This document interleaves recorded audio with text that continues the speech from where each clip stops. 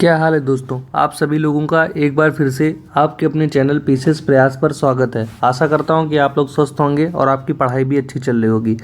अपनी आय दृष्टि की वीडियोज की जो सीरीज चल रही है उसमें जो आज हम लोग देखने वाले हैं पूरा वैज्ञानिक परिदृश्य जो है एक ही वीडियो में कोशिश करेंगे कंप्लीट कर लें। अगर फिर भी रह जाता है तो ज़्यादा से ज़्यादा 2 पार्ट्स में आप लोगों को देखने को मिलेगा। ठीक है। आई होप कि आप लोगों को क्लासेस पसंद आ रही होंगी। अगर आप लोगों को कोई भी समस्या है तो आप हमें विभिन्न सोशल मीडिया प्लेटफॉर्म से मैसेज कर सकते हैं। उनकी जो लिंक्स हैं आपको डिस्क्रिप्शन बॉक्स में मिल जाएगी। आप लोग वहां पर जाइए, अपनी प्रॉब्लम्स को लिखिए, उसका सलूशन आपको जल्द से जल्द देने की कोशिश की जाएगी। बाकी आप टेलीग्राम पर जुड़ सकते हैं ताकि जो हाईलाइटेड पीडीएफ्स है वो आप लोगों को वहाँ पर प्रोवाइड करा दी जाती है। जब आप दोबारा रिवाइज करें तो आप उसी हाईलाइटेड मैटर को ही पढ़ें और आप लोगों का समय बच सके। ठीक है दोस्तों, आप लोगों को बता दें कि जो घटना चक्र प्रकाशन की जो क्विज वाली बुक आई है जिसमें करंट अफेयर्स का क्विज के माध्यम से यानी कि क्वेश्चंस के माध्यम से रिवीजन कराया गया है, उसके भी वीडियोज अपलोड होने लगेंगे चैनल पर। वो पूरी बुक आपको इसी चैनल पर ख़त्म कराई जाएगी। अधिक से अधिक मैक्सिमम उसमें 10 दिन है, मैक्सिमम कोशिश तो करेंगे उसको कि 5 से 6 दिन में ही उसको भी ख़त्म कर दिया जाए। ठीक है दोस्तों, बस आप लोग चैनल से अपना प्यार और सपोर्ट ऐसे बनाए रखें। बाकी अपने दोस्तों को भी शेयर किया करिए और चैनल को सब्सक्राइब करवाइए, अधिक से अधिक शेयर करिए।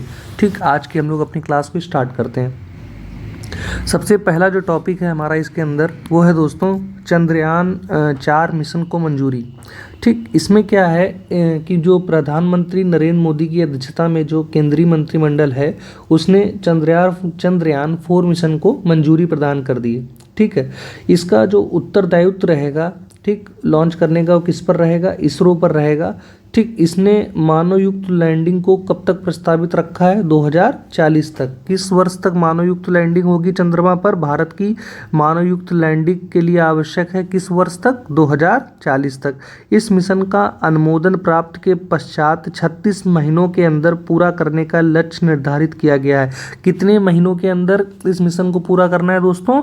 36 महीनों के अंदर इस मिशन को पूरा करने का लक्ष्य रखा गया है। अगला जो टॉपिक है आपका भारतीय अंतरिक्ष स्टेशन। इसके अंतर्गत क्या है कि भारतीय अंतरिक्ष स्टेशन की पहली इकाई के निर्माण की स्वीकृति प्रदान की गई है। ठीक, जिसको BAS-1 का विकास किया जाएगा। जो इसका पहला मॉड्यूल है, प्रक्षेपण वर्ष जो रहेगा वो 2028 में प्रस्तावित है, यानी कि जो इसका लॉन्चिंग ईयर होगा वो 2028 में प्रस्तावित है और 2035 तक ऑपरेशनल भारतीय अंतरिक्ष स्टेशन के निर्माण का लक्ष्य निर्धारित किया गया है। भारतीय अंतरिक्ष स्टेशन में 2 टारगेट हैं कि 2028 तक हमको जो इसकी पहली इकाई जो बनी है इसको लॉन्च करना है और 2035 तक इसकी ऑपरेशनल यानी कि परिचालित भारतीय अंतरिक्ष स्टेशन के निर्माण का लक्ष्य निर्धारित किया गया है। ठीक, अगली जो बात इसमें बताई गई दोस्तों वो ये है कि 2040 तक भारतीय मानवयुक्त चंद्र मिशन यानी कि इंडियन क्रूड लूनर मिशन को प्रक्षेपित करने का लक्ष्य भी निर्धारित किया गया है। इसमें कुल मिलाकर के दोस्तों कितने हम लोगों ने 3 वर्ष देखे। एक था आपका 2028, दूसरा था आपका 2040, तीसरा था आपका 2035। कौन कौन सा दोस्तों? 2028, 2035 और 2040। ये तो आपका मानवयुक्त चंद्रमा मिशन जो है वो ये वाला है। 2035 जो है आपका परिचालित भारतीय अंतरिक्ष स्टेशन के निर्माण का लक्ष्य इसमें है और जो आपका 2028 है इसमें जो है भारतीय अंतरिक्ष स्टेशन के प्रथम मॉड्यूल का जो लॉन्चिंग ईयर है वो आपका 2028 है। ठीक दोस्तों, आई होप की बातें आपको क्लियर हो रही होंगी। जो आपका अगला टॉपिक है दोस्तों वो है वीनस ऑर्बिटर मिशन। तो वीनस ऑर्बिटर मिशन जिससे शॉर्ट फॉर्म में हम लोग VOM के नाम से भी जानते हैं। जो वीनस है जिसको हिंदी में हम लोग शुक्र के नाम से जानते हैं, वो पृथ्वी के सबसे निकट स्थित ग्रह है।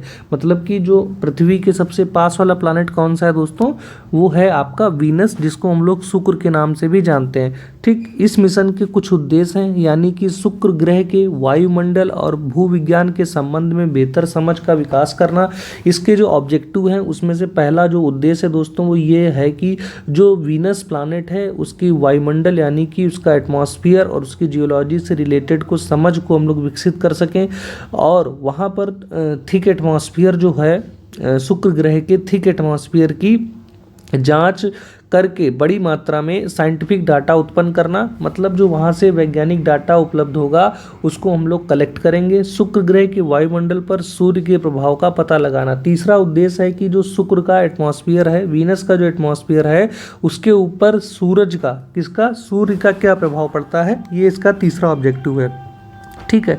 इस मिशन का जो लॉन्चिंग का उत्तरदायित्व रहेगा वो किसके पास रहेगा, इसरो यानी कि इंडियन स्पेस रिसर्च ऑर्गेनाइजेशन के पास रहेगा। इसका जो लॉन्चिंग ईयर यानी कि जो प्रक्षेपित वर्ष है दोस्तों वो कौन सा प्रस्तावित है, 2028 है।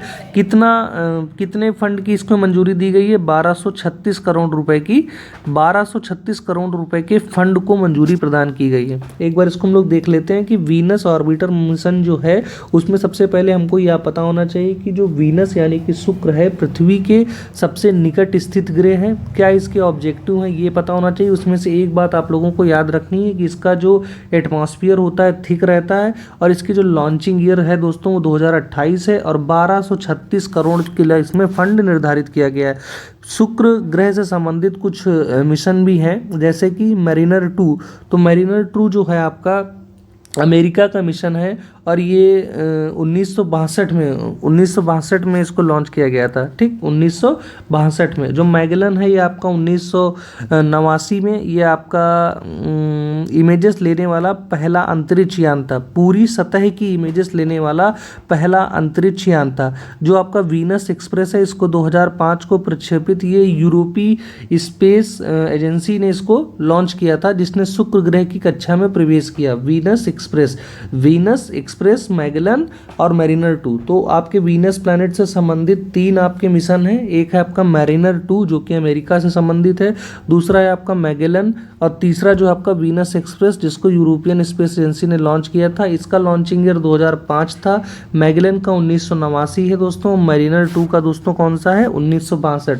आपको याद रखना है कि 1962, 1989 दोस्तों और 2005। जो 1962 वाला है दोस्तों वो है आपका मैरिनर 2, और 1989 वाला जो है दोस्तों मैगेलन है, और जो आपका 2005 वाला है दोस्तों वीनस एक्सप्रेस है। ठीक, अगला जो है आपका वो है डेवेंसी, जिसको नासा के इस मिशन को जो लॉन्चिंग ईयर प्रस्तावित है दोस्तों कितना है, 2030। ये किसका मिशन है दोस्तों, ये है आपका नासा का मिशन है, और इसको कब लॉन्च करेंगे, 2030 में लॉन्च करेंगे। अगला जो है आपका वेरिटास, और ये भी आपका नासा का मिशन है। डेविंसी और वेरिटास ये दोनों आपके किसके मिशन है, नासा के मिशन है। और डेविंसी का जो प्रस्तावित ईयर है लॉन्च करने का वो 2030 है। डेविंसी का अगर फुल फॉर्म देखें तो deep atmosphere Venus investigating of noble gases chemistry and imaging. अगला जो आपका वेरिटस, इसका फुल फॉर्म है Venus emissivity radio science InSAR topography and spectroscopy. ज़्यादातर आप आरओ में देखते हैं कि आरओ की एग्जाम में कोई कभी कभी फुल फॉर्म्स पूछ लेता है ऐसी टर्मिनोलॉजीज की, तो आपको मोटा मोटा एक बार अगर आपने देखा होगा तो आसानी से आप लोग पहचान लेंगे ऑप्शंस में। जो आपका अगला टॉपिक है दोस्तों वो है अगली पीढ़ी का उपग्रह प्रक्षेपण यान। अगली पीढ़ी का उपग्रह प्रक्षेपण यान, इसमें क्या है दोस्तों कि इसमें ये है कि इसरो का जो इसको सबसे पहले हम लोग ये समझते हैं कि प्रधानमंत्री जो मोदी की अध्यक्षता में जो मंत्रिमंडल था उसने NGLV यानी कि न्यू जनरेशन लॉन्च व्हीकल का जो डेवलपमेंट है उसको मंजूरी प्रदान कर दी है। ठीक, इसकी जो कॉस्ट होगी वो कम होगी, और जो पेलोड कैपेसिटी होगी वो ज़्यादा होगी। ठीक, इसकी जो कॉस्ट होगी दोस्तों वो कम होगी, और पेलोड कैपेसिटी जो होगी दोस्तों इसकी ज़्यादा होगी। ठीक, इसको रीयूजेबल होगा ये वाला यान, और इसको हम लोग लो अर्थ ऑर्बिट में इसको स्थापित करेंगे, और इसका 30 टन तक इसमें वजन हम लोग ले जा सकते हैं। ठीक, और भारत 4 टन तक वजनी उपग्रह को जियोसिंक्रोनस ऑर्बिट में लॉन्च करने में सक्षम है। एक बात आपको ये याद रखनी है, NGLV को 3 विकासात्मक उड़ान D1, D2, D3 आयोजित की जाएंगी। NGLV के विकासात्मक चरण को 8 वर्ष में पूरा करने का लक्ष्य निर्धारित किया गया है। आपको बस इसमें इतना पता होना चाहिए कि जो NGLV है इसको कितने वर्ष में पूरा करने का लक्ष्य निर्धारित किया गया है, कुल मिलाकर के 8 वर्षों में इसको पूरा करने का निर्धारित किया गया है। इसको लो अर्थ ऑर्बिट में स्थापित करने में सक्षम रहेगा। NGLV जो है आपको लो अर्थ ऑर्बिट में वजनी नीत भार को स्थापित करने में सक्षम होगा। ठीक है। जो वर्तमान में भारत ने 10 टन तक वजनी उपग्रह को लो अर्थ ऑर्बिट में प्रक्षेपित करने में सक्षम प्रक्षेपण यानों के विकास में आत्मनिर्भरता प्राप्त कर ली है। ठीक, जो आपका है भारत 4 टन तक वजनी उपग्रहों को जियो सिंक्रस ट्रांसफर ऑर्बिट में लॉन्च करने में सक्षम है। यहाँ पर दोस्तों एक बात बताई जा रही है कि 30 टन तक जो है वो लो अर्थ ऑर्बिट में स्थापित कर सकता है कौन, आपका एनजीएलवी।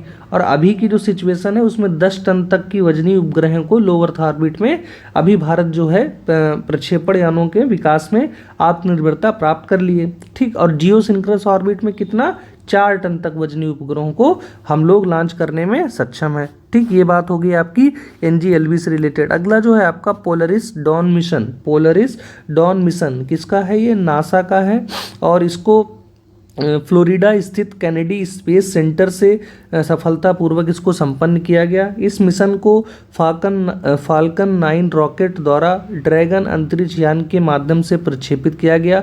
जो आपका स्पेस एक्स का जो रॉकेट है, स्पेस एक्स का जो आपका रॉकेट है फाल्कन 9, उसने इसको लॉन्च किया है।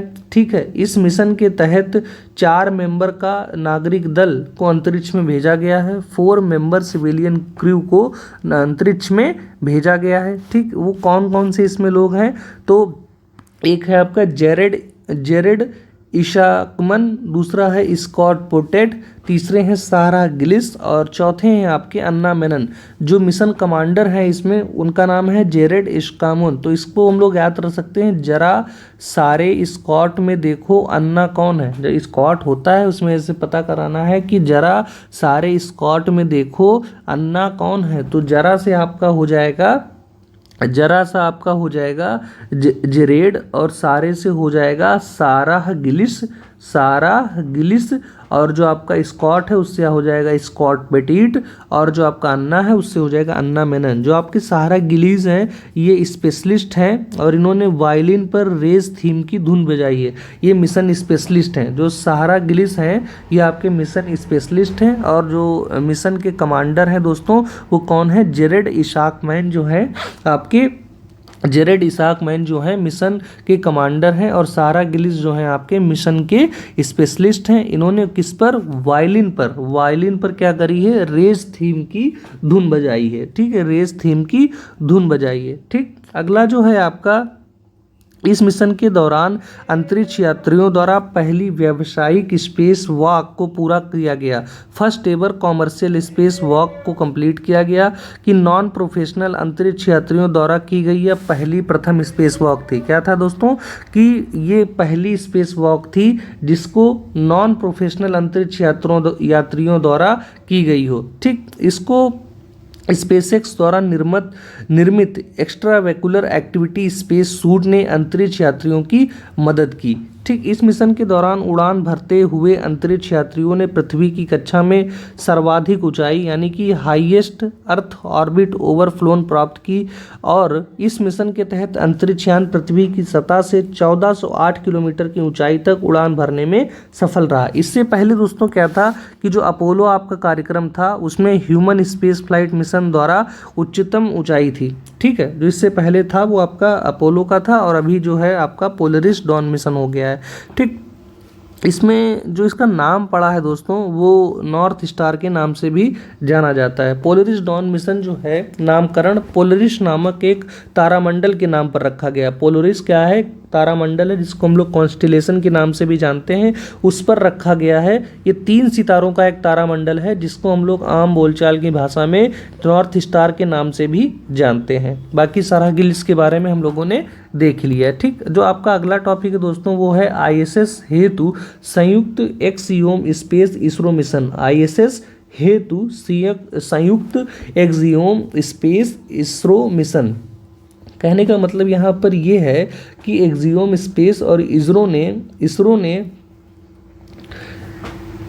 वो किया है एग्रीमेंट किसके लिए, इंटरनेशनल स्पेस स्टेशन यानी कि अंतर्राष्ट्रीय अंतरिक्ष स्टेशन पर भेजा जाएगा। उसके लिए एक्सियोम मिशन 4 के माध्यम से एक भारतीय अंतरिक्ष यात्री को कहाँ भेजा जाएगा, अंतर्राष्ट्रीय अंतरिक्ष स्टेशन पर भेजा जाएगा। ठीक, इसमें आपका जो प्राइम रहेंगे वो कैप्टन शुभांशु शुक्ला रहेंगे, और जो बैकअप में रहेंगे दोस्तों वो बालकृष्णन नायर जी इसमें बैकअप में शामिल रहेंगे। इसमें कुल मिलाकर के ये कहा जा रहा है कि एक्सियोम स्पेस और इसरो के बीच में एक स्पेस फ्लाइट एग्रीमेंट हुआ है। कहाँ के लिए? ISS पर भेजे जाने के लिए। ठीक, बाकी इसमें हम लोगों को याद रखना है कि इस प्रस्तावित मिशन के दौरान प्राप्त अनुभव भारतीय मानव अंतरिक्ष कार्यक्रम के लिए लाभकारी सिद्ध होंगे। गगनयान मिशन में जो 4 अंतरिक्ष यात्रियों को नामित किया गया था उनके नाम हैं, एक तो 2 नाम जो हम लोगों ने ऊपर पढ़ा, शुभांशु शुक्ला और बालकृष्णन नायर, तो 2 हो जाएंगे आपके अजीत और अंगद। कौन कौन से हो जाएंगे दोस्तों? शुभांशु शुक्ला, बालकृष्ण नायर और अजीत और अंगद, ये 4 लोगों को गगनयान मिशन में नामित किया गया था। अगला जो है आपका दोस्तों, अगला जो टॉपिक है वो मिशन रूमी 2024। तो जो मिशन रूमी 2024 है ये क्या करेगा? डाटा एकत्रित करेगा, किसके लिए? रिसर्च के लिए। ग्लोबल क्लाइमेट चेंज से रिलेटेड और ग्लोबल वार्मिंग से रिलेटेड रिसर्च के लिए वो डाटा कलेक्ट करके लाएगा। ठीक, भारत द्वारा विश्व में पहली बार एक रीयूजेबल हाइब्रिड रॉकेट को एक मोबाइल लॉन्चर द्वारा प्रक्षेपण किया गया। ये क्या है आपका? रीयूजेबल हाइब्रिड रॉकेट को किससे प्रक्षेपित किया गया? मोबाइल लॉन्चर द्वारा। ठीक, ये इसमें फ्यूल सिस्टम जो है आपका सॉलिड भी है और लिक्विड भी है। इसमें 3 क्यूब उपग्रहों और 50 पीको उपग्रहों के माध्य समुद्र स्तर से अधिकतम ऊंचाई तक लेकर गया। ठीक, बाकी इसमें कुछ आप लोगों को याद करने की ज़रूरत नहीं है। बाकी ये हम लोग देख सकते हैं कि रूमी 1 जो है आपका एक पर्यावरण अनुकूल रॉकेट है। ये पूरी तरह से आतिशबाजी और TNT से मुक्त है, इसमें ना ही कोई एक्सप्लोजिव है, और ये इन्वायरमेंट फ्रेंडली है। आपका जो रूमी 1 रॉकेट है ये इन्वायरमेंट फ्रेंडली है। The moon man of India की उपाधि से विभूषित श्री अन्नादुरई UR राव उपग्रह केंद्र बेंगलुरु के पूर्व निदेशक हैं। इसमें बताया जा रहा है कि रूमी को मायल स्वामी अन्नादुरई के मार्गदर्शन में लॉन्च किया गया है। किसके मार्गदर्शन में लॉन्च किया गया दोस्तों?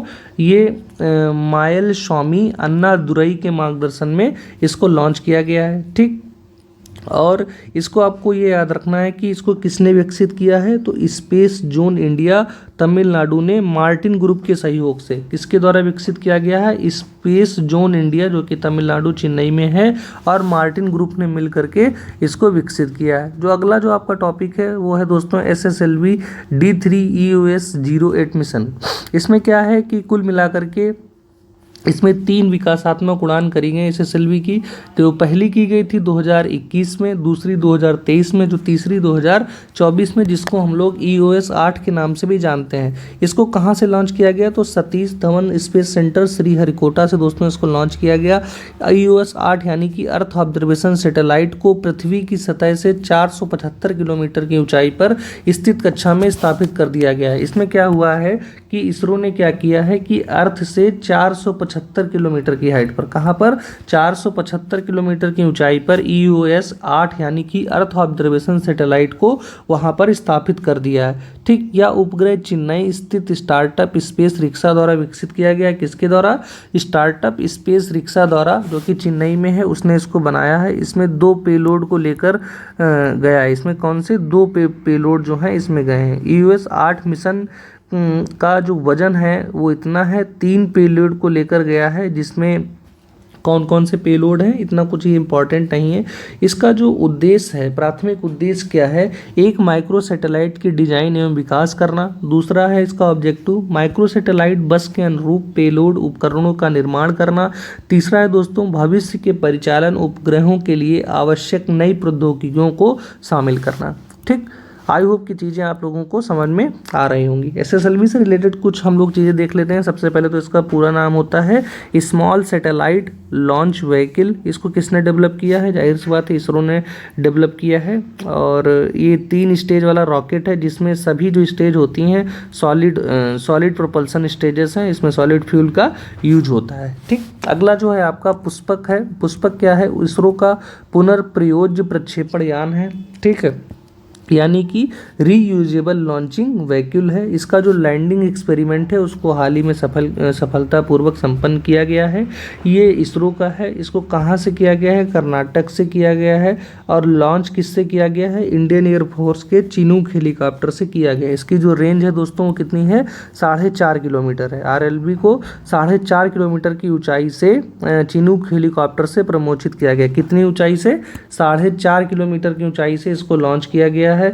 इंडियन एयरफोर्स का जो हेलीकॉप्टर है चिनूक, उसके माध्यम से इसको लॉन्च किया गया। पुष्पक क्या है? ये आपका रीयूजेबल लॉन्च व्हीकल है। क्या है? Reusable launch vehicle. ठीक, जो आपका अगला टॉपिक है वो है पूर्णतः 3D प्रिंटेड इंजन मुक्त पूर्णतः 3D प्रिंटेड इंजन युक्त विश्व का प्रथम रॉकेट, यानी कि single piece 3D printed engine, जिसको आंध्र प्रदेश के श्रीहरिकोटा से संपन्न हुआ। किसके द्वारा दोस्तों? अग्निकुल कॉस्मॉस प्राइवेट लिमिटेड के द्वारा।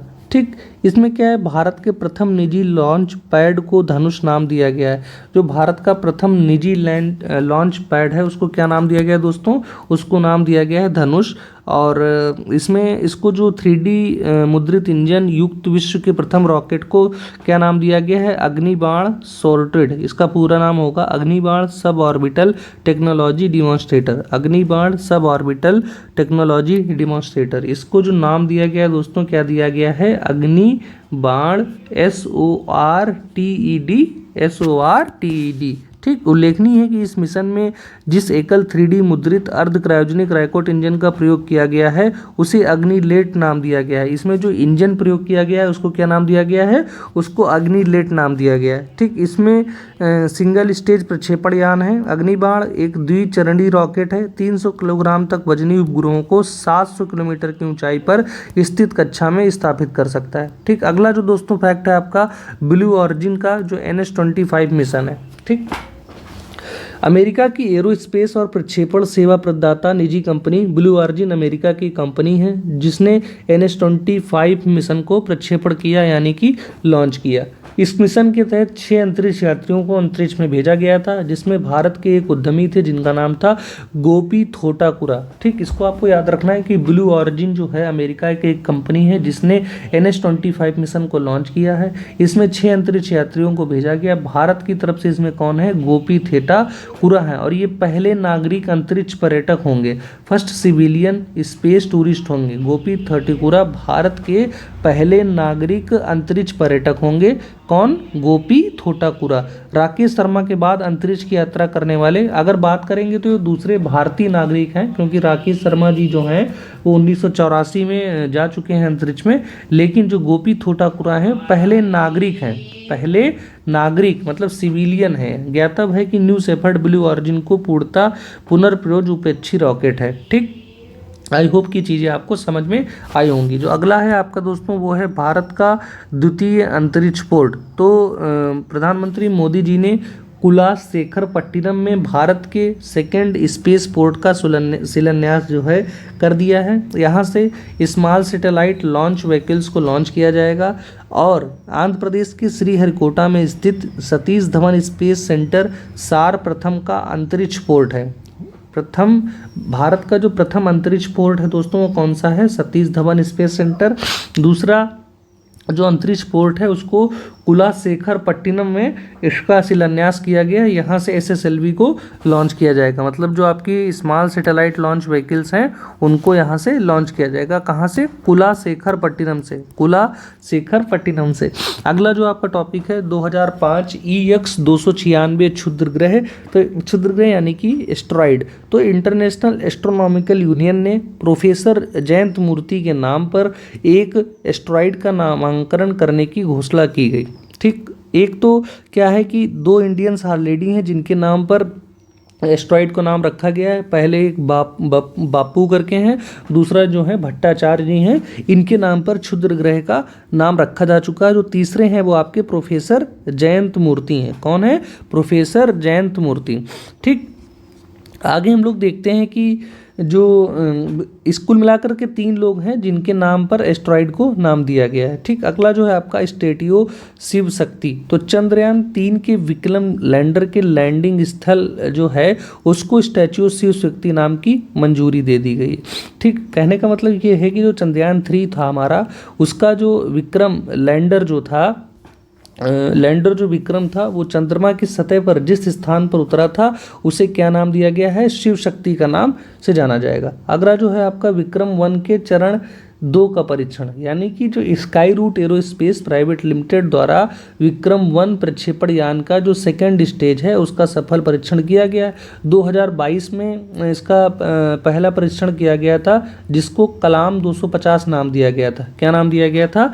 कलाम 250 नाम दिया गया था। ठीक, यह इस कंपनी का प्रथम वाणिज्यिक रॉकेट है। ये मल्टी स्टेज लॉन्च व्हीकल है। इसमें 480 किलोग्राम को हम लोग 500 किलोमीटर की ऊंचाई वाली लो इंक्लिनेशन ऑर्बिट में प्रक्षेपित करने में सक्षम है। ठीक, आई होप कि सारी चीज़ें आपको क्लियर हो रही होंगी। अगला जो दोस्तों आपका टॉपिक है वो है ओडिसीएस, चंद्रमा पर लैंड करने वाला पहला निजी अंतरिक्ष यान है। फर्स्ट प्राइवेट अंतरिक्ष यान कौन सा है आपका? ओडेसियस, जो चंद्रमा की सतह पर सफलतापूर्वक लैंड हुआ है। किसने किया है? स्पेसएक्स के फाल्कन 9 रॉकेट ने अमेरिका के कनेडी स्पेस सेंटर से किया है। कहाँ से किया है? अमेरिका के कनेडी स्पेस सेंटर से स्पेसएक्स के किसने? फाल्कन 9 रॉकेट ने किया है। ओडेसियस क्या है? चंद्रमा पर लैंड करने वाला पहला निजी अंतरिक्ष यान है। पहला निजी अंतरिक्ष यान है। एचएपीएस का सफल परीक्षण जो है आपका किस पर आधारित है? ये सूर्य एनर्जी पर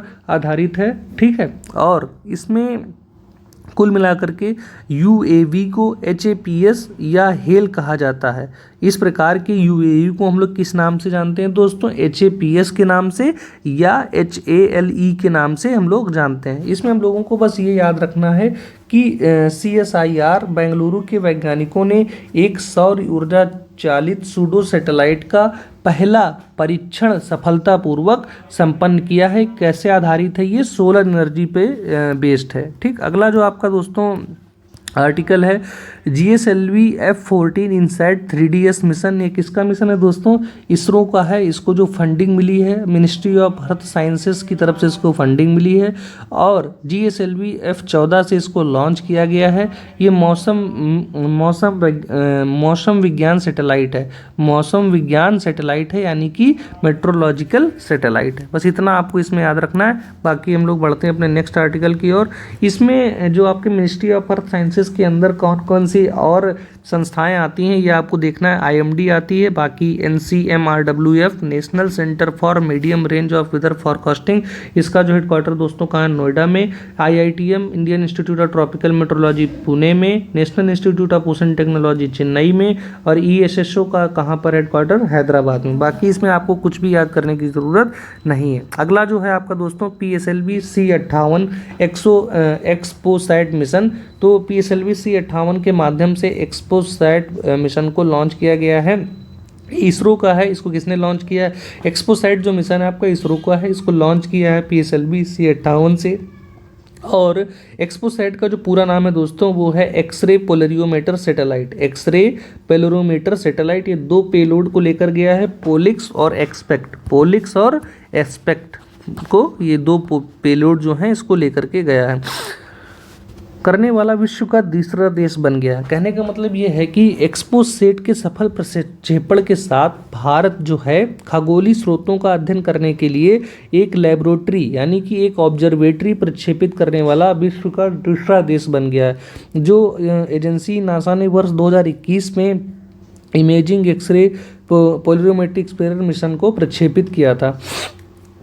अरे यहाँ पर बस ये इतना बोला जा रहा है कि जो देश है हमारा कौन सा है? दूसरा है। इससे पहले नासा ऑलरेडी कर चुका है।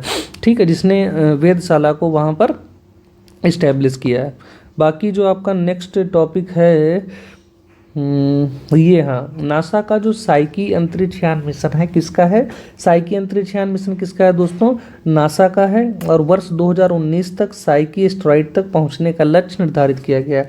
साइकी जो क्षुद्र ग्रह है इसको खोज जो है किसने की थी? एनीबेल डी गैस्पेरस द्वारा इसकी खोज की गई थी। इसको गॉडेस ऑफ द सोल के नाम पर रखा गया था।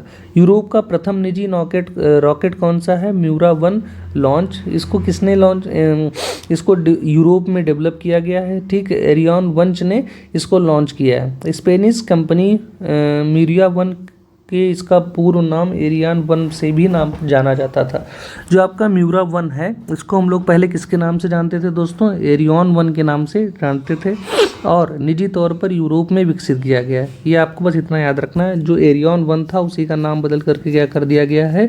म्यूरा 1 कर दिया गया है। बाकी ये यूरोप का प्रथम निजी रॉकेट है। अगला जो है आपका आदित्य L1 मिशन है, ये आपका इसरो ने ही रिलेटेड है। PSLV-C 57 से इसको लॉन्च किया गया है और ये पहला सोलर मिशन है। पहला सोलर मिशन है। इस कक्षा की पृथ्वी से दूरी लगभग कितनी है दोस्तों?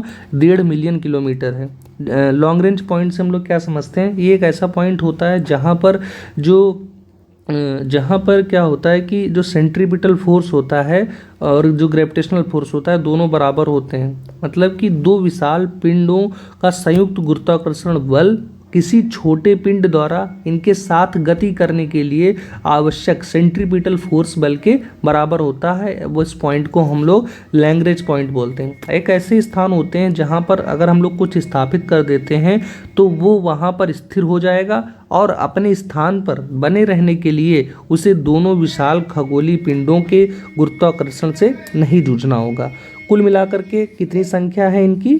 5 होती है। L1, L2, L3, L4 और L5 से निरूपित किया जाता है। ठीक, जो दोस्तों आपका अगला फैक्ट है दोस्तों वो बाकी इसमें कुछ काम का नहीं है। हाँ, 178 दिन लगते हैं। L1 बिंदु के आसपास एक परिक्रमा को पूरा करने में कितने दिन लगते हैं दोस्तों? 178 दिन लगते हैं। अगला जो है आपका नभमित्र डिवाइस है, इसको किसने डेवलप किया है? डेवलप्ड बाय SAC अहमदाबाद, यानी कि स्पेस एप्लीकेशन सेंटर अहमदाबाद ने इसको विकसित किया है। और किसके लिए है? मछुआरों के सिक्योरिटी के लिए है। नभमित्र डिवाइस किससे रिलेटेड है? फिशरमैन की सिक्योरिटीज के लिए है। ठीक, अगला जो है आपका लूना 25 मिशन दोस्तों किसका है? रशिया से संबंधित है और बाकी इसमें कुछ याद करने की जरूरत नहीं है। चंद्रयान 3 की जो लैंडिंग है वो सफल हुई। इसको LV-M3-M4 से इसको लॉन्च किया गया था। ठीक, इसमें आपका एक इंडिजिनस प्रोपल्सन मॉड्यूल था, एक लैंडर मॉड्यूल था और इसमें रोवर था। रोवर का कुल भार 26 किलोग्राम था। ठीक, इसमें बस हम लोगों को ये याद रखना है कि 23 अगस्त को इसरो ने चंद्रयान 3 मिशन के लैंडर मॉड्यूल को चंद्रमा की सतह पर सफलतापूर्वक लैंड कराने में सफलता प्राप्त की। विश्व का चौथा देश बन गया। अगर दक्षिणी ध्रुव की बात करेंगे तो पहला देश है। 3 देश पहले कौन से थे? अमेरिका, रूस और चीन। ये आपके पहले 3 देश थे। जनवरी 2024 में जापान भी पहुंच गया तो ये 5वां देश बन गया। कुल मिलाकर के भारत चौथा है, जापान जो है आपका वो 5 है। ठीक, जहाँ पर चंद्रमा की सतह पर जिस स्थान पर उतरा था लैंडर उसको क्या नाम दिया गया दोस्तों? शिव शक्ति। 23 अगस्त को हम लोग नेशनल स्पेस डे मनाएंगे। और चंद्रयान 2 ने चंद्रमा से जिस स्थान पर अपने पदचिन्ह छोड़े थे उसको तिरंगा नाम दिया गया। 2 नाम दिए गए। तिरंगा जो है जहाँ पर जो आपका चंद्रयान 2 है जो जिसने वहाँ पर जहाँ पर उसने पदचिन्ह छोड़े थे उसको हम लोगों ने तिरंगा नाम दिया है। और जहाँ पर चंद्रयान 3 का विक्रम लैंडर जो है उतरा है उसको हम लोगों ने शिव शक्ति नाम दिया है। और 23 अगस्त को राष्ट्रीय अंतरिक्ष दिवस मनाया जाएगा। ठीक, आई होप की बातें आपको क्लियर हो रही होंगी। जो अगला दोस्तों आपका टॉपिक है, हाँ, वहाँ पर जो रिसर्च हुई है उसमें हम लोगों को सल्फर देखने में मिला है। शनि सर्वाधिक उपग्रह वाला ग्रह, शनि जिसको हम लोग सैटर्न के नाम से भी जानते हैं, इसके जो सबसे ज़्यादा वो हो गए उपग्रह जो हो गए हैं, सबसे ज़्यादा किसके हो गए हैं? शनि के। अभी तक किसके थे दोस्तों? बृहस्पति के थे, लेकिन अब शनि के सबसे ज़्यादा हो गए। कितने हो गए हैं? 146 हो गए। सबसे बड़ा जो उपग्रह है शनि का वो कौन सा है? टाइटन। टाइटन किससे रिलेटेड है? आपका सैटर्न यानी कि शनि से रिलेटेड है।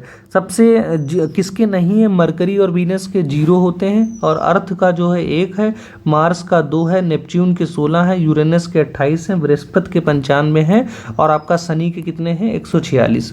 ठीक, आई होप कि यहाँ तक आपको सारी बातें आसानी से क्लियर हो गई होंगी। अब हम लोग देखते हैं जो साइंस एंड टेक्नोलॉजी से रिलेटेड जो आपका है उसको देखते हैं। दोस्तों, जो भी आप लोगों को इससे रिलेटेड परेशानी आ रही है वो आप हमें एक बार ज़रूर मैसेज करिए, उसका सलूशन आपको दिया जाएगा। बाकी वीडियोस बनाने में मेहनत लग रही है, आप लोग चैनल को सब्सक्राइब करें, अधिक से अधिक शेयर करें ताकि हम लोगों को भी एक मोटिवेशन मिल सके, ताकि आप लोगों के लिए और अच्छे से अच्छा कंटेंट आप लोगों को दिया जा सके। ठीक, और भी चीज़ें चल रही हैं, धीमे धीमे वो चैनल पर आप लोगों को मिलेंगी। जो भी कंटेंट आएगा आप लोगों के लिए कुछ वैल्यूएबल ही होगा, आपका टाइम उससे वेस्ट नहीं होने वाला है। ठीक, भारत का 24वां परमाणु ऊर्जा संयंत्र कौन सा है दोस्तों? KAPS 4। इसको क्या नाम दिया गया है?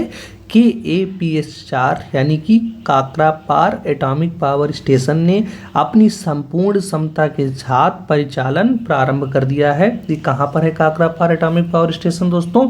कहाँ पर है? गुजरात में। ठीक, इसमें बाकी कुछ याद करने की जरूरत नहीं है आपको। एरावत जो है आपका भारत का सबसे फास्टेस्ट सुपर कंप्यूटर है, जिसका इसमें क्या है, हैम्बर्ग में विश्व के सुपर कंप्यूटर की टॉप 500 की लिस्ट जारी की गई। ये कौन सा संस्करण है इसका? 63वां संस्करण है। अगर इसमें विश्व पे बात करें तो अमेरिका के 3 कंप्यूटर जो है सबसे ऊपर पे हैं, फ्रंटियर, अरोरा और ईगल। फुगाकू जो है आपका 4थे नंबर पर है जापान का। लूमी जो है आपका फिनलैंड का है। अगर इंडिया की बात करें तो सबसे पहले नंबर पर आपका आता है एरावत, जिसकी जो सबसे पहले नंबर पर आपका आता है एरावत आता है, दूसरे नंबर पर परम सिद्धि, तीसरे पर प्रत्युष और चौथे पर मिहिर। अगर इसकी ग्लोबल लेवल पर अगर हम लोग रैंकिंग देखेंगे तो एरावत की रैंकिंग होगी 110, परम सिद्धि की होगी 185, प्रत्युष की होगी 230 और मिहिर की होगी दोस्तों 388। ठीक, ये आपको चारों जरूर याद रखने हैं। पहले नंबर पर कौन सा है? एरावत, फिर परम सिद्धि, फिर प्रत्युष, फिर मिहिर। एरावत, फिर परम सिद्धि, फिर प्रत्युष, फिर मिहिर। जो एरावत है आपका सीडेक पुणे में स्थापित है और सीडेक पुणे में स्थापित है।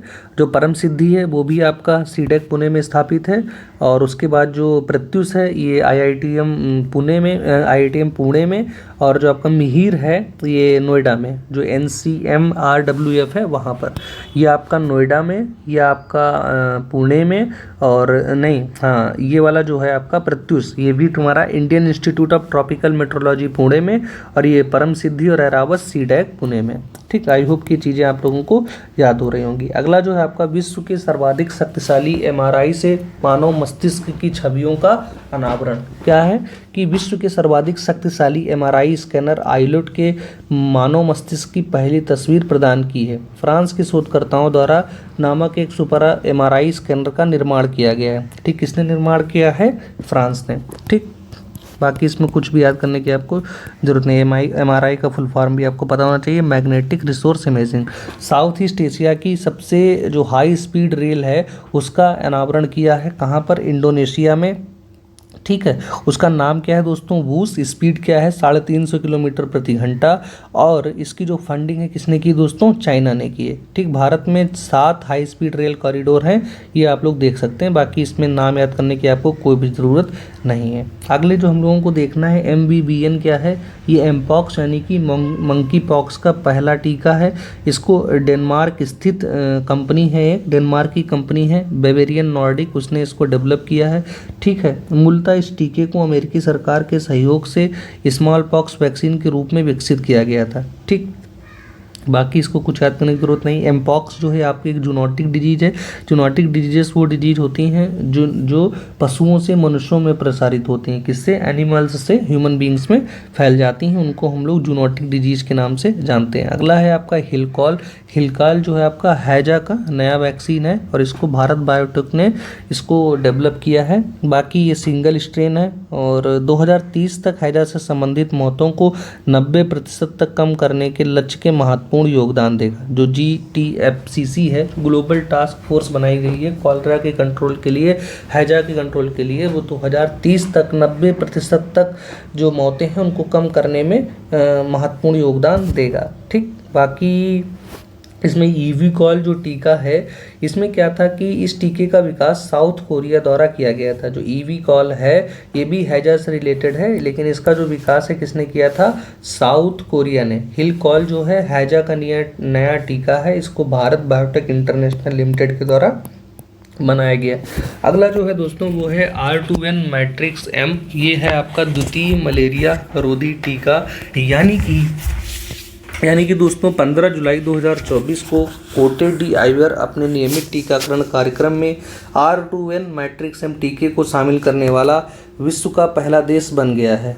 इसको किसने मिलकर के बनाया है? जीनर इंस्टीट्यूट और सीरम इंस्टीट्यूट ने बनाया है। बाकी जो आपको याद रखना है, भारत में चांदीपुरा विषाणु का प्रकोप, चांदीपुरा जो वायरस है उसका जो आपको क्या कह सकते हैं सबसे ज़्यादा देखने को मिला है प्रकोप, वो कहाँ पर मिला है? गुजरात में हमको देखने को मिला। ये सैंड फाइल्स मच्छरों और रोग वाहकों द्वारा प्रसारित होता है। 15 से जो कम उम्र के बच्चे होते हैं उनमें ज़्यादा देखा जाता है। क्यूडोंगा क्या है? डेंगू की वैक्सीन है। इसको TAK-003 के नाम से जाना जाता है। WHO से लाइसेंस प्राप्त करने वाली डेंगू की दूसरी वैक्सीन है। इसको टाकेडा फार्मास्यूटिकल कंपनी द्वारा विकसित किया गया है। बाकी एक जो वैक्सीन और है डेंगू की, वो है डेंगे वैक्सिया। एक हो गई डेंगे वैक्सिया, दूसरी कौन सी है? क्यूडेंगा।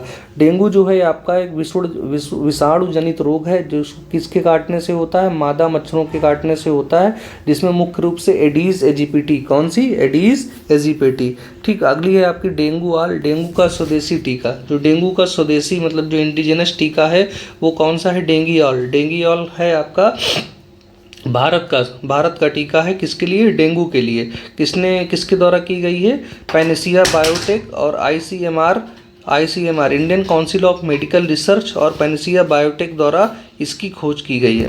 ठीक, आगे जो है आपका वो है MEN 5CV। ये मेनिंजाइटिस का 5-in-1 टीका है और इसको लॉन्च करने वाले देश कौन से हैं? नाइजीरिया जो है इसका विश्व का पहला देश बन गया है। मेनिंजाइटिस एक जो है 5-in-1 टीका है, ये इसको लॉन्च करने वाला पहला देश कौन सा है दोस्तों? ये नाइजीरिया है और मस्तिष्क और स्पाइनल कॉर्ड को कवर करता है। ग्लोबल हेपेटाइटिस रिपोर्ट 2024 की अगर हम लोग बात करें तो WHO के द्वारा जारी करी गई है। 2022 में हेपेटाइटिस बी के 50% वैश्विक मामलों के लिए 3 देश चाइना, भारत, इंडोनेशिया उत्तरदायी है। बाकी इजिप्ट को इसमें गोल्ड टाइबर स्टेटस का दर्जा मिला है, यानी कि टू हिंड हेपेटाइटिस सी, इसने जो है हेपेटाइटिस सी को समाप्त कर दिया है। अगला जो है आपका सरह का अनावरण किसने किया है? WHO ने किया है। ये पहली डिजिटल स्वास्थ्य प्रमोटर है। ये 8 भाषाओं में उपलब्ध रहेगी, 24/7 उपलब्ध रहेगी। अगली है आपका इंडिया TB रिपोर्ट। इसको मिनिस्ट्री ऑफ हेल्थ और फैमिली वेलफेयर ने जारी किया है। इसमें बताया गया है कि national strategic plan for tuberculosis elimination 2017 से 25 की शुरुआत की है, जिसका उद्देश्य वर्ष है कि 2025 तक भारत से टीबी को ख़त्म करना है। कब तक? 2025 तक। अगला जो है आपका WHO द्वारा कोविनेट का अनावरण। जो कोविनेट है ये वैश्विक नेटवर्क है, इसका उद्घाटन किसने किया है दोस्तों? WHO ने किया है। कैप वर्डे जो है मलेरिया मुक्त हो गया, ये आपको याद रखना है। इससे पहले 2 क्षेत्र और थे, मॉरिशस और अल्जीरिया, इनको भी मलेरिया मुक्त WHO ने घोषित कर दिया था। ठीक, वैश्विक तपोदिक रिपोर्ट यानी कि ग्लोबल ट्यूबरक्लोसिस रिपोर्ट 2023, इसमें ये बताया गया है कि 1995 में प्रारंभ की गई निगरानी के बाद से टीबी के पीड़ित लोगों की यह उच्चतम संख्या है। जो 2022 में 7.5 मिलियन रही, ये अभी तक की सबसे अधिक है। इसमें सबसे ज़्यादा योगदान इंडिया, इंडोनेशिया और चाइना का ही है। 2/3 मामले इन्हीं देशों में पाए जाते, इन 2/3 मामले जो हैं 8 देशों में पाए जाते हैं। उनमें से भी जो मेजर चंक है इंडिया, इंडोनेशिया और चाइना में पाया जाता है। 2027 तक 90% इसमें कमी लानी है। बाकी प्रधानमंत्री टीबी मुक्त भारत अभियान 2022 में चलाया गया था भारत में, जिसका उद्घाटन शुभारंभ किसने किया था? द्रौपदी मुर्मू जी ने किया था। निश्चय मित्र पहल क्या है? ये निश्चय मित्र इनिशिएटिव के अंतर्गत मतलब कि हमको टीबी को समाप्त करना है। भारतीय पोल्ट्री क्षेत्र एवियन इन्फ्लुएंजा से मुक्त। कह रहे हैं कि world organisation for animal health ने भारतीय पोल्ट्री जो है उसको एवियन इन्फ्लुएंजा है उसको फ्री डिक्लेयर कर दिया है। 11 अक्टूबर को हम लोग विश्व अंडा दिवस मनाते हैं। वर्ल्ड एग डे दोस्तों को मनाते हैं, 11 अक्टूबर को मनाते हैं। और जो एवियन इन्फ्लुएंजा है इसको बीमारी को संदर्भित करता है। इसमें ये बताया जा रहा है कि जो हमारा भारत का जो पोल्ट्री क्षेत्र है उससे एवियन इन्फ्लुएंजा का जो प्रकोप है उसको ख़त्म हो गया है। उसी को सर्टिफाई किया है किसने? World organisation for animal health ने। इसने आपको एक दिन याद रखना है कि 11 अक्टूबर को विश्व अंडा दिवस दोस्तों मनाया जाता है। ठीक, अगला जो टॉपिक है दोस्तों वो है हमारा इंटरनेशनल बिग कैट अलायंस। इसमें क्या है कि भारत जो है IBCA का सदस्य बन गया है। IBCA का सदस्य बनने वाले 3 और भी देश हैं, निकारागुआ, गोवा, इशाबितनी और सोमालिया जो है इसके सदस्य बन चुके हैं। इस अलायंस का जो मुख्यालय है वो आपका भारत में स्थित होगा। अलायंस के लिए 2023-24 से 27-28 तक की 5 वर्ष की अवधि के लिए 150 करोड़ रुपए का बजटीय प्रावधान जो है दिया गया है। इसमें 7 प्रमुख बिग कैट्स के बारे में बात करी गई है। बाकी हम लोगों को देखना है कि भारत में जो रामसार साइट्स हैं उसकी क्या स्टेटस है। रामसर साइट्स अब कुल मिलाकर के 85 हो गई हैं। सबसे अधिक जो है आपकी तमिलनाडु में है 18, और उसके बाद दूसरे नंबर पर है उत्तर प्रदेश में 10 हैं। 3 जो नई बनी है, नंजरायण आपकी तमिलनाडु की है, काजू वैली आपकी तमिलनाडु की है, और तवा जो है आपकी ये मध्य प्रदेश की है। अब 2 इसमें है बिहार की, नागी और नकटी, ये दोनों आपकी बिहार के जमुई जिला से संबंधित है। आपको बिहार की यूपी की 10 याद होनी चाहिए, जैसे कि ऊपरी गंगा नदी, हैदर आर्द्रभूमि, बखीरा आपकी है संत कबीर नगर में, दूसरा है समस्तपुर रायबरेली में, पार्वती गंगा है आपके गोंडा में, समन पच्छी जो है आपका मैनपुरी में, सूर सरोवर है आगरा में, सांडी पच्छी है आपका हरदोई में, नवाबगंज पच्छी अभयारण्य है उन्नाव में, और सरसई नवर झील है आपका इटावा में। बाकी जो लिस्ट दी है एक बार आप उसको देख लीजिएगा। बिहार में कुल मिलाकर के 3 हैं, काबरताल, नकटी और अभ्यारण्य, और नकटी पच्छी अभ्यारण्य और नागी। नकटी और नागी तो अभी ऐड हुए, उससे पहले एक था काबरताल। काबरताल, नकटी और नागी बिहार में ये 3 है। बाकी एक बार आप लोग नज़र मार लीजिएगा, इंपॉर्टेंट है, मैच ऑफ द फॉलोइंग में देखने को मिल जाता है। अगला है वर्ल्ड एयर क्वालिटी रिपोर्ट 2023। इसको IQ एयर के द्वारा जारी किया गया है। किसके द्वारा जारी किया गया है? IQ एयर के द्वारा इसको जारी किया गया है। पार्टिकुलेट मैटर 2.5 को इसमें कंसीडर किया गया है। इसमें बेगूसराय बिहार जो है विश्व का सर्वाधिक प्रदूषित मेट्रोपॉलिटन एरिया है। ठीक, अगर हम लोग बात करें प्रदूषित देश की, तो सबसे प्रदूषित देश है आपका बांग्लादेश, फिर पाकिस्तान, और भारत जो है आपका तीसरे नंबर पर है। अगर राजधानी की बात करें तो नई दिल्ली, फिर ढाका, और तीसरे नंबर पर है ओगाडोगू। तो ये किसकी राजधानी है दोस्तों? बुर्किना फासो की। ये आप लोगों के लिए इंपॉर्टेंट हो जाती है। बुर्किना फासो की राजधानी क्या है? ओगाडागू। ओगाडोगू जो है आपकी किसकी राजधानी है? बुर्किना फासो की। सबसे प्रदूषित राजधानी कौन सी है? नई दिल्ली, दूसरे नंबर पर ढाका, तीसरे नंबर पर ओगाडोगू जो है आपकी बुर्किना फासो की, ये आपकी तीसरे नंबर पर है। आइसोपॉड की नई प्रजाति का नामकरण किया गया है। कहाँ पर? केरल पर पाई गई है, और इसका नया नाम है ब्रुशथिया इस्रो। क्या नाम है? ब्रुशथिया इस्रो जो है इसका नया नाम है। बाकी एक प्रकार की मछली ही होती है, बाकी इसमें खास आपको याद रखने की ज़रूरत नहीं है। भारत में तेंदुओं की स्थिति, status of leopards in India 2022 किसके द्वारा? Ministry of environment, forest and climate change के द्वारा इसको जारी किया गया है। किसकी इसमें मदद ली गई है? तो नेशनल टाइगर कंजर्वेशन अथॉरिटी और wild life institute of India के द्वारा और इसको जारी किया गया है। सबसे ज़्यादा जो आबादी है वो मध्य प्रदेश में है, फिर महाराष्ट्र में, फिर कर्नाटक में। उत्तर प्रदेश में लगभग 371 तेंदुओं की संख्या पाई गई है, और कुल मिलाकर के भारत में लगभग 13,874 जो हैं वो रहते हैं। ठीक, और जो इसका साइंटिफिक नाम है वो है दोस्तों पैंथरा पैराडस फुस्का, और इसका जो IUCN का स्टेटस है वो है नियर थ्रेटेंड यानी कि संकटाशन्न। भारत में हिम तेंदुए की अगर बात करें, स्नो लेपर्ड की, तो सबसे पहले जो स्नो लेपर्ड डे मनाया जाता है वो 23 अक्टूबर को मनाया जाता है। स्नो लेपर्ड से संबंधित एक प्रोजेक्ट भी है जिसको सरकार ने 2009 में स्टार्ट किया था। ठीक, इसमें खेलो इंडिया विंटर गेम्स का जो शुभांकर है सीनेशी, वो भी एक प्रकार का हिम तेंदुआ ही है। सबसे ज़्यादा जो जनसंख्या हम लोगों को देखने को मिलती है लद्दाख में, फिर उत्तराखंड में, फिर हिमाचल प्रदेश में। ठीक, और इसका जो IUCN का दोस्तों स्टेटस है वो है वल्नरेबल जो है इसका स्टेटस है। आई होप की बातें आप लोगों को क्लियर हो रही होंगी।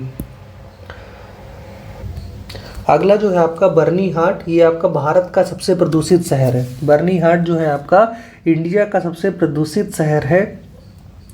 शहर में अगर देखेंगे तो बर्नीहाट मेघालय का जो है सबसे प्रदूषित शहर है। बिहार के सबसे ज़्यादा हैं, कितने शहर हैं? 19 हैं। दूसरे नंबर पर हरियाणा है, तीसरे नंबर पर राजस्थान है, और उत्तर प्रदेश के 7 शहर हैं। उत्तर प्रदेश के 7 शहर हैं। इसको हम लोग अगर ऐसे देखें कि पार्टिकुलेट मैटर 10 से अगर देखेंगे तो अगर शहर देखें तो सबसे गंदा शहर जो है आपका प्रदूषित शहर बर्नीहाट है, जो कि मेघालय का है। बिहार का बेगूसराय दूसरे नंबर पर है। ग्रेटर नोएडा उत्तर प्रदेश का तीसरे नंबर पर है। और पार्टिकुलेट मैटर 2.5 में जो है दोस्तों वो तीसरे नंबर पर आपका दिल्ली आ जाता है। ठीक, भारत का पहला डार्क स्काई पार्क कौन सा है दोस्तों? वो है आपका पेंच टाइगर रिजर्व। पेंच जो है आपका मध्य प्रदेश और महाराष्ट्र में पाया जाता है। एशिया का ये 5वां है, और अगर भारत की बात करेंगे तो ये पहला है। ठीक, जो 4 और हैं वो कौन से हैं? हेवियान ताइवान का, इरीमोट जापान का, कोजिशुमा जापान का, और योंगोयांग दक्षिण कोरिया का। अगला जो है आपका साउथ ईस्ट एशिया का पहला नाइट स्काई अभ्यारण्य जो है दोस्तों कहाँ पर है? लद्दाख में है। इस अभ्यारण्य की स्थापना किसने की है? Indian institute of astrophysics Bengaluru के द्वारा की गई है। नीलगिरी तहर प्रोजेक्ट जो है तमिलनाडु के मुख्यमंत्री ने इसको लॉन्च किया है, और इसको नीलगिरी जो है आपका तमिलनाडु का स्टेट एनिमल है, और इसकी जो 5 वर्ष की परियोजना है 2022 से 27 तक है। 7 अक्टूबर को नीलगिरी तहर दिवस मनाया जाता है। ये एक प्रकार का हुफ्ड जानवर है, यानी कि खुरधार जानवर है। IUCN की रेड लिस्ट में इसका जो दर्जा है इंडेंजर्ड का इसको दर्जा दिया गया है। जोरावर को हम लोग देख लेते हैं। जोरावर जो है आपका इंडियन लाइट टैंक है, इसको DRDO के द्वारा विकसित किया गया है, और राजस्थान स्थित महाजन फील्ड फायरिंग रेंज में संचालित किया गया है इसको। ठीक, बाकी जो है आपका VLSRCM का सफल परीक्षण किया है। इसको किसने किया है? DRDO और इंडियन नेवी ने इसका सफल परीक्षण किया है। इसका जो पूरा नाम है वो है vertical launch short range surface to air missile. Vertical launch short range surface to air missile. अगले जो है आपका मालपे और मुल्की का जलावतरण किया गया है। कहाँ पर? कोची में किया गया है, और इसको CSL यानी कि कोचिन शिपयार्ड लिमिटेड के द्वारा बनाया है किसने? कोचिन शिपयार्ड लिमिटेड ने। मालपे और मुल्की जो है आपकी शिप है, टोटल 8 जो है बनानी थी, जिसमें से 3 जो पहले बन चुकी थी, माहे, मलबार और मंगलेड़, और 2 जो अभी बनी है मालपे और मुल्की। आई होप की चीज़ें क्लियर हो रही होंगी। अगला जो है आपका अग्नि 4 का सफल परीक्षण किया है किसने? अग्नि 4 का जो सफल परीक्षण है कहाँ से हुआ है? उड़ीसा के चांदीपुर स्थित एकीकृत परीक्षण रेंज से किया गया है। इसमें इंटरमीडिएट रेंज बैलिस्टिक मिसाइल है, सरफेस टू सरफेस है, 4000 किलोमीटर इसकी रेंज है, और सॉलिड फ्यूल इसमें यूज हो रहा है। ठीक, अगला जो है आपका समुद्र प्रताप, जो कि गोवा में पहले स्वदेश निर्मित पोल्यूशन कंट्रोल वेसल का जला अवतरण संपन्न हुआ, और इसको GSL यानी कि गोवा शिपयार्ड लिमिटेड के द्वारा बनाया गया है। अगला जो है आपका सिबेक्स 2, ये एक आपका एक्सप्लोजिव है, इसको इंडियन नेवी ने प्रमाणित कर दिया है, और ये TNT से 2 गुना अधिक घातक है। अगला है INS अर्घात, ये भारतीय नौसेना में शामिल हुआ है। इसको विशाखापट्टनम में एक समारोह हो रहा था, वहाँ पर शामिल किया गया है। INS अर्घात जो है भारत की दूसरी स्वदेश निर्मित परमाणु पनडुब्बी है, और ये अरिहंत श्रेणी की दूसरी पनडुब्बी है। जो पहली जो थी उसका जो नाम था INS अर्घात नाभ की सक्षम बैलिस्टिक मिसाइल से लैस पनडुब्बी है। ठीक, अगला जो है आपका गौरव लंबी दूरी का ग्लाइडेड बॉम्ब है, इसको लॉन्ग रेंज ग्लाइडेड बॉम्ब के नाम से भी जानते हैं। इसका जो सफलतापूर्वक किसने संपन्न किया है? DRDO ने इसको संपन्न किया है, और इसको उड़ीसा से लॉन्च किया है। सुखोई 30 से फाइटर प्लेन है, उससे लॉन्च किया है। बाकी इसमें कुछ नहीं देखने वाला। अगला जो है आपका INS त्रिपुट जो है, इसका जलावतरण किया है गोवा में। गोवा शिपयार्ड लिमिटेड के द्वारा इसको बनाया गया है, इंडियन नेवी के लिए बनाया गया है। इसको तेज और तलवार जो शिप हैं रूस से मिली हैं, उसी की फॉलो ऑन शिप है कौन सी? INS त्रिपुट। INS त्रिपुट जो है फॉलो ऑन शिप है किसकी? तेज और तलवार की। अगला है आपका अभ्यास का सफल परीक्षण किसके द्वारा किया गया है? DRDO के द्वारा। फिर अगला है रुद्रम 1 का सफल परीक्षण राजस्थान से किया गया है, और इसका जो पहले नाम था वो था NGRM, new generation anti radiation missile. ये एयर टू सरफेस मिसाइल है। इसकी जो नोडल एजेंसी है दोस्तों वो है आपकी हैदराबाद स्थित डिफेंस रिसर्च डेवलपमेंट लेबोरेटरी जो है इसकी, वो आपकी नोडल एजेंसी है। अगला जो है आपका फिलीपींस को ब्रह्मोस की आपूर्ति। इस प्रकार जो फिलीपींस जो है हमारा ब्रह्मोस को प्राप्त करने वाला पहला विदेशी राष्ट्र बन गया है। ब्रह्मोस क्या है? भारत और रशिया से डीआरडीओ और रूस के एक संयुक्त उद्यम का परिणाम है। इसका नाम जो है भारत की ब्रह्मपुत्र नदी और रशिया की मस्कावा नदी के आधार पर रखा गया है। अग्नि प्राइम का जो है सफल परीक्षण हुआ, इसको डीआरडीओ के द्वारा किया गया है। सरफेस टू सरफेस मिसाइल है, उड़ीसा के एपीजे अब्दुल कलाम आइलैंड से इसका परीक्षण किया गया। ये एक कस्टमराइज्ड मिसाइल है जिसे रोड या रेल प्लेटफॉर्म से हम लोग लॉन्च कर सकते हैं। FWD-200B क्या है आपका, ये भारत का पहला स्वदेशी बम वर्षक यूएवी यानी कि India first indigenous बम्बर unmanned aerial vehicle है। पनडुब्बी, रोधीपोत, अग्रे और अच्छे एंटी सबमरीन क्राफ्ट्स हैं। कौन, आईएनएस अग्रे और आईएनएस अच्छे को कहाँ से लॉन्च किया गया है, कोलकाता से लॉन्च किया गया है। आईएनएस अग्रे और आईएनएस अच्छे को कहाँ से लॉन्च किया गया है, कोलकाता से लॉन्च किया गया है। मिशन दिव्यास्त्र की बात करें तो मिशन दिव्यास्त्र जो है आपका अग्नि 5 से रिलेटेड है, उसको नाम दिया, अग्नि 5 के लॉन्च को नाम दिया गया है मिशन दिव्यास्त्र। कहाँ से लॉन्च किया गया है, उड़ीसा के एपीजे अब्दुल कलाम आइलैंड से इसको भी लॉन्च किया गया है। आगे जो हम लोग को देखना है कि केजी परियोजना जो है प्रथम तेल टैंकर पोत स्वर्ण सिंधु का शुभारंभ किसने किया है, मोदी जी ने किया है। कृष्णा गोदावरी बेसिन पर स्वर्ण सिंधु को हरी झंडी दिखाकर। इसको नाम क्या रखा है, KG 98/2 नाम दिया गया है। जो नया उत्पादित क्रूड ऑयल है, जो कच्चा तेल है, उसको क्या नाम दिया गया है, KG 98/2। 20 रॉड्स का सफल उड़ान परीक्षण कहाँ से किया गया है, DRDO के द्वारा उड़ीसा के चांदीपुर से किया गया है। अगला है आपका अगलोगा द्वीप में हवाई पट्टी और जेटी का उद्घाटन। आपको याद रखना है कि अगलोगा द्वीप कहाँ पर है, मॉरिशस में है, और इसके मॉरिशस के प्रधानमंत्री के नाम क्या है, प्रविंद जगन्नाथ इसके वो हैं, क्या नाम, प्रधानमंत्री हैं। ये याद रखना है कि मॉरिशस पहला देश बन गया है जिसने भारतीय जनऔषधि परियोजना को अपनाया है, और मॉरिशस में UPI और रुपे कार्ड सेवाएं जो हैं वो भी लॉन्च कर दी गई हैं। समर वायु रक्षा मिसाइल प्रणाली की बात करें तो यह परीक्षण जो है आपका पोखरण देश से शुरू किया गया है इंडियन एयरफोर्स के द्वारा। अगला जो है आपका INS संदेह को भारतीय नौसेना में शामिल कर लिया गया है। ये GRSL के द्वारा इसको बनाया गया है। INS संदेह जो है आपका, इसको नेवी में शामिल कर लिया गया है। ये जो है आपका बृहद परियोजना के तहत निर्मित 4 पोतों की एक श्रृंखला है। इसके अंतर्गत और भी जो शिप्स हैं बनी हैं, जैसे कि INS निर्देशक, INS इच्छक, INS संशोधक। जो आपका अभी जो लेटेस्ट है वो है INS संधायक।